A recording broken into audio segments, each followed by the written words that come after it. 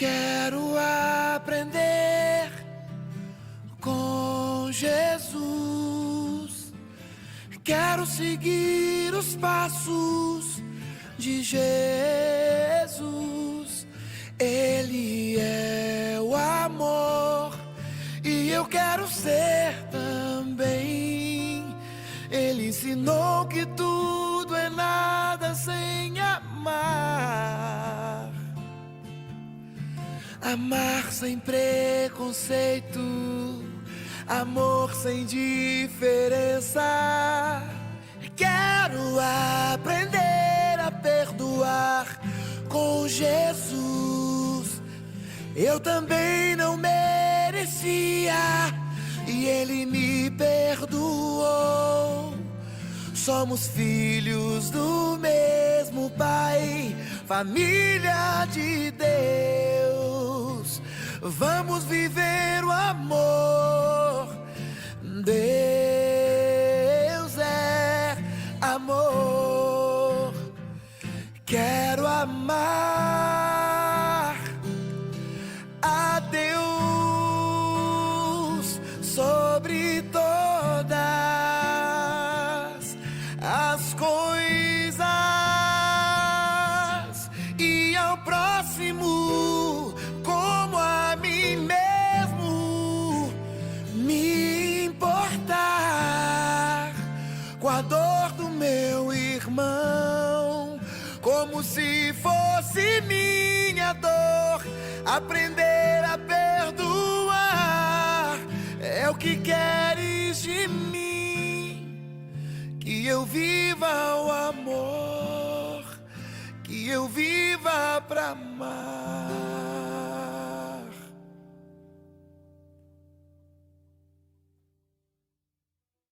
Quero aprender com Jesus. Quero seguir os passos de Jesus. Ele é o amor e eu quero ser também. Ele ensinou que tudo é nada sem amar.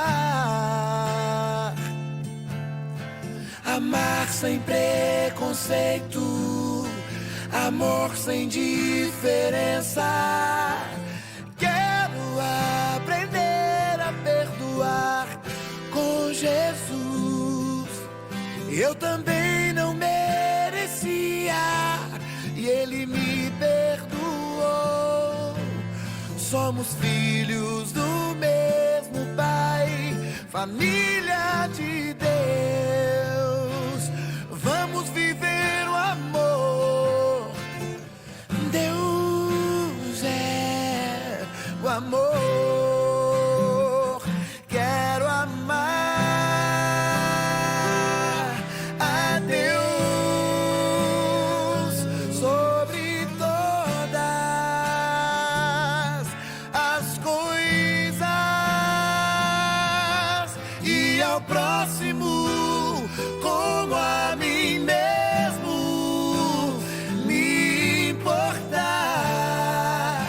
com a dor do meu irmão, como se fosse minha dor.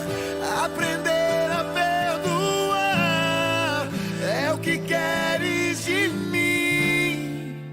Que eu viva o amor, que eu viva pra amar. Quero amar a Deus sobre todas as coisas e ao próximo como a mim mesmo. Me importar com a dor do meu irmão, como se fosse minha dor. Aprender a perdoar é o que queres de mim. Que eu viva o amor, que eu viva pra amar.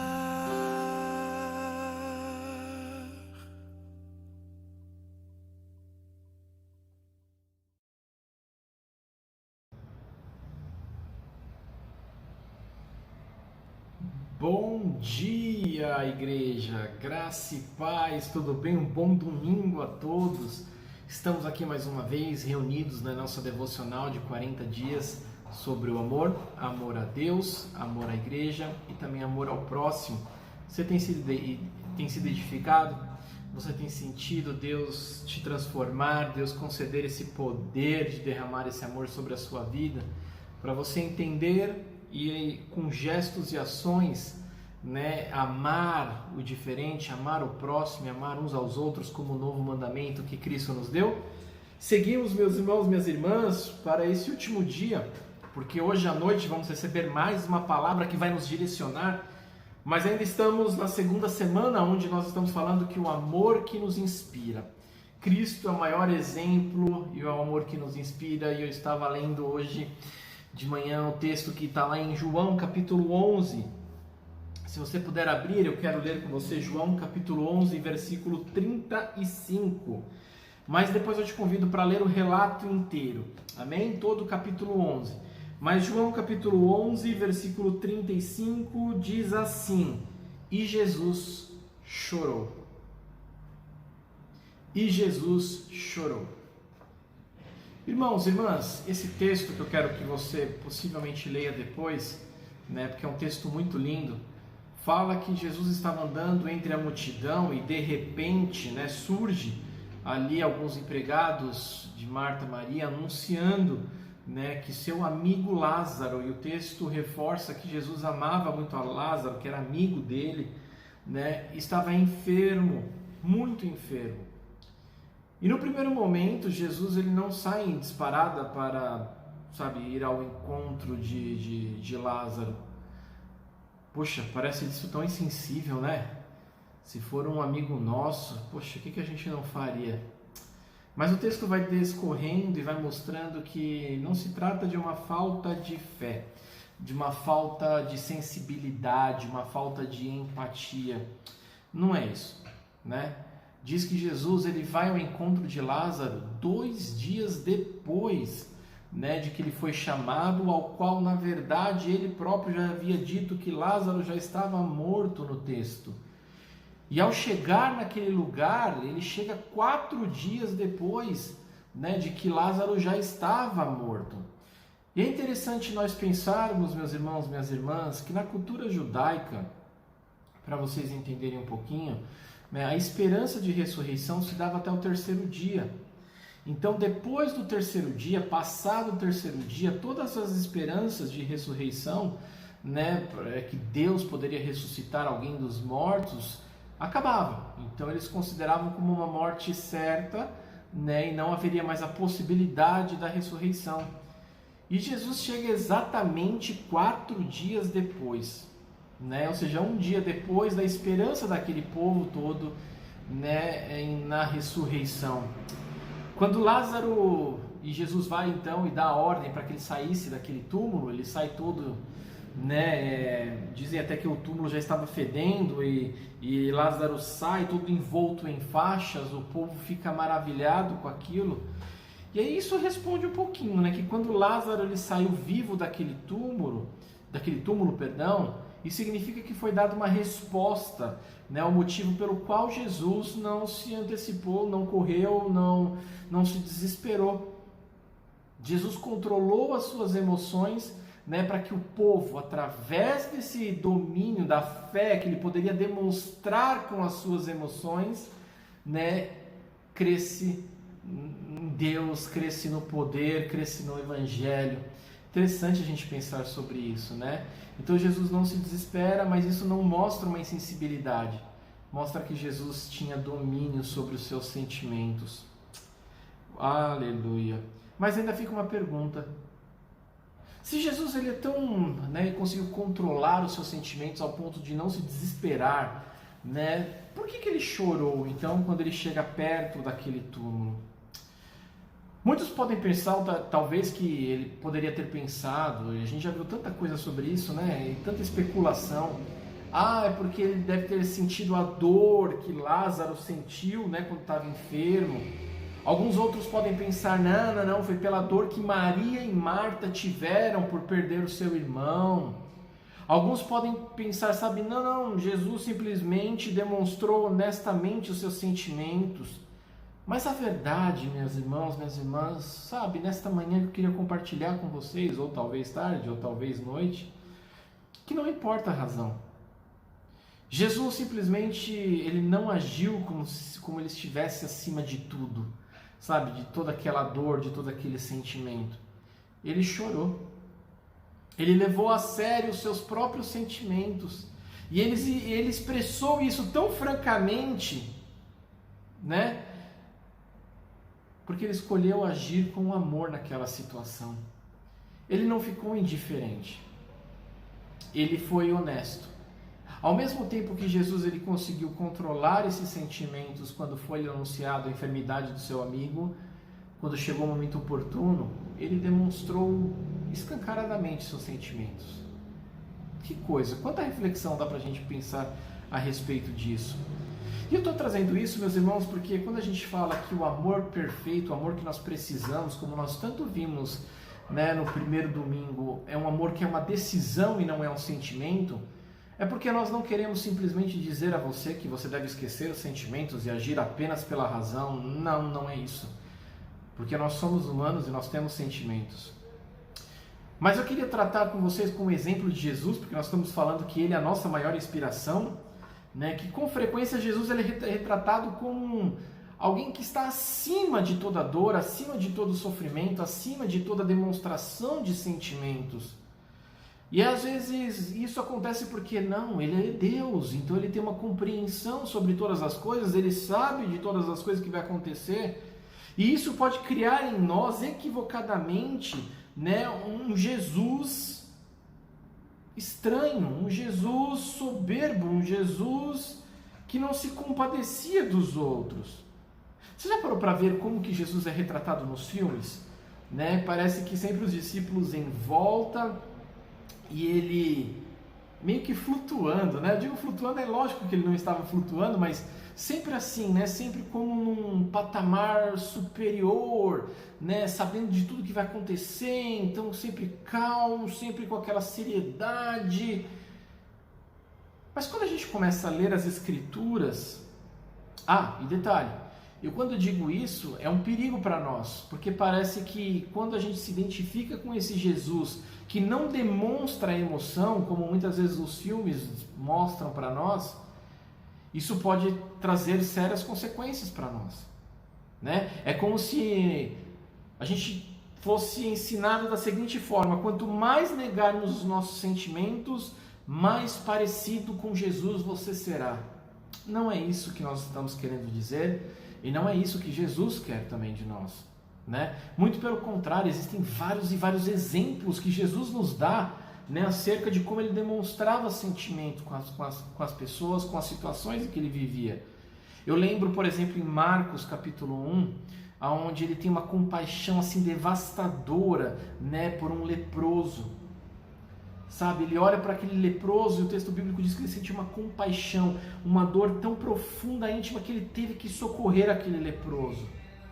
Mas eu lembro também que em Marcos capítulo 14, fala sobre aquele sentimento tão profundo de angústia que ele sentiu, que ele suava sangue. Eu me lembro também de João capítulo 19, quando ele demonstra um carinho muito grande pela sua mãe, já crucificado, né? Então ele tem palavras ali emocionais maravilhosas. Isso me dá a entender, meus irmãos, minhas irmãs, que Jesus não é um ser, sabe, que flutua, arrogante, né? Porque sabe de todas as coisas que vai acontecer, porque ele é Deus. Não. Talvez a gente possa começar a imaginar um Jesus que amava tanto os seus discípulos, que brincava com ele, sabe, que se alegrava com eles, que choravam com eles. Uau! Um Jesus que demonstrava sentimentos. E nós estamos falando de Jesus, e olha que Jesus cresceu, meus irmãos e minhas irmãs, numa cultura que sabia demonstrar emoções. Vocês lembram que para demonstrar arrependimento, tristeza ou angústia, né, eles jogavam cinza em seus rostos, né, ou então, quando a dor era muito intensa, eles rasgavam as suas vestes. Para nós, até na nossa cultura, isso parece um pouco chiliquento, né? Mas era a forma e a expressão de um povo para demonstrar o sentimento que eles estavam passando. Que coisa, né? Hebreus 5,7 eu quero ler para vocês também, só para a gente ter uma ideia desse Deus, né, esse Jesus, né, que não negou os seus sentimentos, né? Diz assim o texto de Hebreus 5,7: durante os seus dias de vida na terra, Jesus ofereceu orações e súplicas em alta voz e com lágrimas, àquele que podia salvar da morte, sendo ouvido por causa da sua reverente submissão. Uau! O texto diz: em sua alta voz e com lágrimas ele orava a Deus. Ao observarmos esses exemplos de Jesus, né, a vida de Jesus, o exemplo fica claro para nós. Ele não negou os seus sentimentos, mas ele negou-se a si mesmo, não se curvando sempre, né, não se curvando diante desses sentimentos, melhor dizendo. Olha que coisa. Então não é que Jesus negava seu sentimento, não. Jesus tinha muitos sentimentos e demonstrava isso para aqueles que estavam à sua volta. Mas ele não deixou ser dominado pelos sentimentos. Ele levou muito a sério esses sentimentos e ele nos ensina a fazer o mesmo. Ele nos ensina, igreja, a agir de modo que reconhecemos a importância dos nossos sentimentos. Se você não perceber a importância de expressá-los e de lidar com eles, esses sentimentos podem acabar controlando a sua vida. E é aí que mora o perigo. A negação dos sentimentos dá a eles um poder sobre você que Deus nunca pretendeu que eles tivessem. Ou seja, o fato de negarmos esse sentimento acaba dando a eles o poder de nos controlar. E é algo que Deus não nos fez para isso. Deus não deseja isso. Somente quando a gente enxerga a importância dos sentimentos é que nós podemos começar a agir de forma que eles não controlem as nossas vidas. Os sentimentos, igreja, eles podem às vezes conduzir-nos, né, a um bom caminho, mas também eles podem nos levar a caminhos horríveis. Você quer um exemplo? Quantas vezes, talvez não quantas vezes, né, porque pode parecer meio... Mas às vezes a gente pode dizer assim, né, certa vez eu senti que eu deveria namorar aquela pessoa que seria o namoro perfeito, e não foi. Eu senti, né, que eu deveria abrir um comércio e esse comércio traria muito lucro e não trouxe, faliu, né? Nós vivemos num mundo em que muitos agem somente com reação aos sentimentos. Não importa quem possa machucar ao longo do caminho ou os compromissos que eles podem até, violarem por causa da única necessidade de satisfazer as suas emoções.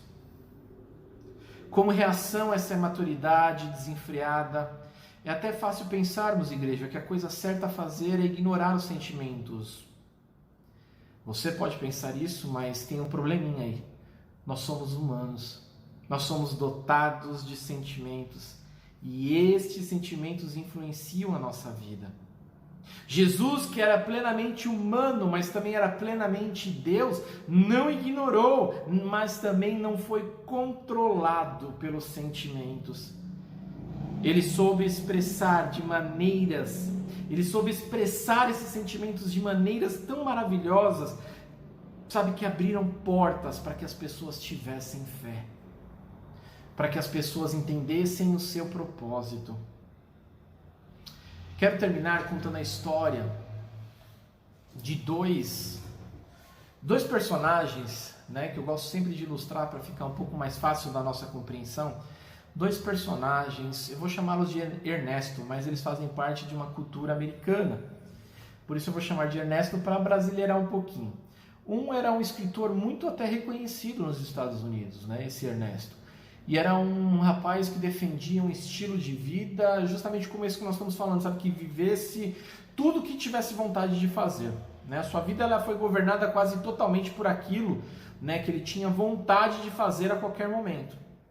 E pasme, no final da história dele, diz que ele acabou se suicidando ainda jovem, né, porque a depressão, passou por um processo de depressão, né, que o levou a ter vontade de se matar. E ele se matou. Mas eu quero falar também de outro Ernesto, que era um missionário. E esse Ernesto, ele dedicou a sua vida a fazer missão, né? Em certo momento ele se apaixonou por um lugar, uma vila cheia de índios na Colômbia, bem no meio da selva colombiana, e ele foi morar com esses indígenas, proclamando o evangelho naquele lugar, servindo aqueles índios. E a história dele diz, meus irmãos, minhas irmãs, que certo dia, em 1966, se não me falha a memória, ele sai para buscar água com 2 crianças, quando de repente, né, chega 7 pessoas que estavam com uniforme de polícia, né, mas eram bandidos, entram nessa casa, rendem todo mundo, roubam as coisas, né, e vão embora. E ao ir embora, eles simplesmente cruzam com esse Ernesto, voltando com as 2 crianças, trazendo água, né, para aquela residência, para aquelas pessoas, para aquele povo indígena. E diz que então esses rapazes param e acabam dando 2 tiros nele, e ele acaba falecendo também. E aí depois, no funeral dele, eu vou até ler isso para vocês, a esposa desse Ernesto missionário falou que ele sempre estava pronto a dar um passo ao lado para abrir passagem ao que estavam com pressa, mas que também ele sempre estava pronto para dar um passo para trás, para ajudar e encorajar os que ficavam para trás. Resumindo-se nessas 2 histórias, né, é que nós podemos dizer que foi fiel às suas emoções até a morte, no seu ministério por Cristo e no seu interesse pelas pessoas. Já o outro tirou a própria vida. Enquanto missionário, ele entregou a sua vida para servir a Deus. O sentimento do primeiro, levaram ele a uma existência de grandes emoções e excessos. Já o coração do missionário levou ele a um lugar perigoso para servir um povo pouco conhecido. Um povo a quem Deus amava profundamente. Os sentimentos de um levaram-no à destruição, mas o sentimento do outro o chamaram a servir até a morte. E com Cristo nós podemos dizer que esse amor nos inspira. Não é que nós vamos ser robotizados, simplesmente com um amor perfeito, dizendo, olha, nós devemos servir de qualquer forma, de qualquer jeito, sem sentimento. Não. Nós temos sentimentos. O que nós não podemos, assim como Cristo, é não nos deixar sermos dominados por Ele. Posso todas as coisas me são lícitas, mas nem todas me convêm. Não me deixarei me dominar por elas. Algum sentimento em sua vida com o qual você ainda não sabe lidar muito bem ainda? Coloque diante do Senhor. Coloque diante do Senhor, em nome de Jesus Cristo. Vamos orar? Pai, em nome de Jesus, nós queremos orar por essa devocional, Pai amado. Te agradecer pela Tua palavra, pelo Teu exemplo e reconhecendo que, de fato, o Senhor é o maior exemplo, inspiração para as nossas vidas, meu Pai.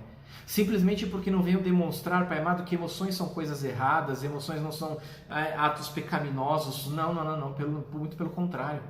Eu te agradeço, Senhor, Pai amado, por essa revelação hoje, Pai amado, de um Cristo que ama, um Cristo, Pai amado, que também tem sentimentos por pessoas. Que me faz entender, ó Pai amado, um Cristo, Senhor, que é muito mais do que os filmes retratam. É um Cristo de relacionamento. É um Cristo que sofre com os que sofrem, mas também que ri com os que riem. Que está, Pai amado, na festa e na celebração do casamento, mas também estava lá chorando, Pai amado, diante do túmulo de Lázaro. Ah, Senhor, inspira-nos a ser assim. Inspira-nos, ó Pai amado, a não negar os nossos sentimentos antes, ó Pai. Ensina-nos, ó Pai amado, a dominá-los, ó Pai. A saber controlar os nossos sentimentos, ó Deus Pai, para que as nossas vidas não sejam tragadas, nem, Pai amado, escravizadas por elas, como muitos hoje são, Senhor. Livra-nos, ó Pai, desse fardo pesado, e que não seja visto como algo ruim, mas algo, Pai amado, que o Senhor, nos dando capacidade, Senhor, poderemos lidar melhor e viver maravilhosamente bem, dominando os nossos sentimentos. Em nome de Jesus Cristo, Pai, nós te pedimos, ajuda-nos. Ajuda-nos se porventura temos sentimentos, ó Pai, que ainda não sabemos, ó Pai amado, como lidar. Ajuda-nos, ó Pai. Em nome de Jesus que nós oramos. Amém. Eu quero orar também pelas situações, as programações que nós teremos durante todos os dias. Pai, em nome de Jesus, nós queremos orar, ó Pai amado, desde já, Senhor, pela quinta, Pai amado, que nós vamos ter aqui o culto de ação de graças, Pai. Senhor, em nome de Jesus Cristo, que todos nós possamos, ó Pai amado, estar aqui com os corações abertos, demonstrando sentimentos, ó Pai amado, de um para com os outros. Que esta esfera de amor, Pai amado, seja algo tão visível e real em nossas vidas, ó Pai, que o mundo possa crer, Pai, que nós somos um assim como Tu és com Deus, Pai. Em nome de Jesus Cristo, Senhor, nós te pedimos, Senhor.